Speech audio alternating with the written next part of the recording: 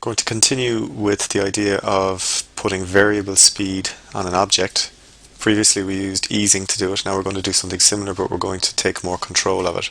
This time I'm going to adjust the velocity of the incoming and outgoing sides of those keyframes. If, for example, I wanted to change this from a linear animation, which is what it is at the moment, it's an even linear movement between the keyframes, then I can control click on any of these, go to keyframe velocity and change the speed at which it leaves a keyframe and the speed at which it approaches a keyframe. Now because this keyframe is on frame 1, there is no incoming velocity. The outgoing velocity is set to 769 pixels per second.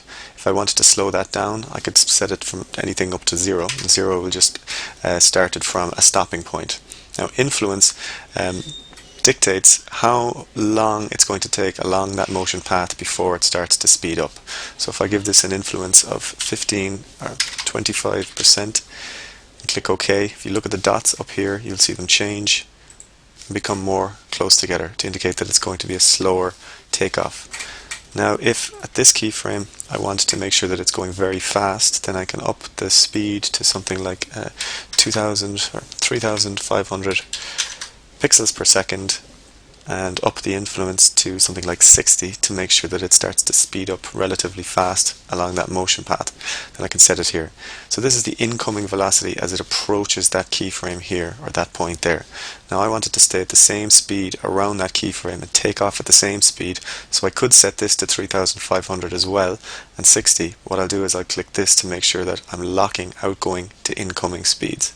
This is also 3500. I'll put in 60 here, click OK, and now you'll see the dots are very close together, very far apart, and then close together again. The result being that I'm going to have variable speed along those motion paths, which make it look like it is bouncing.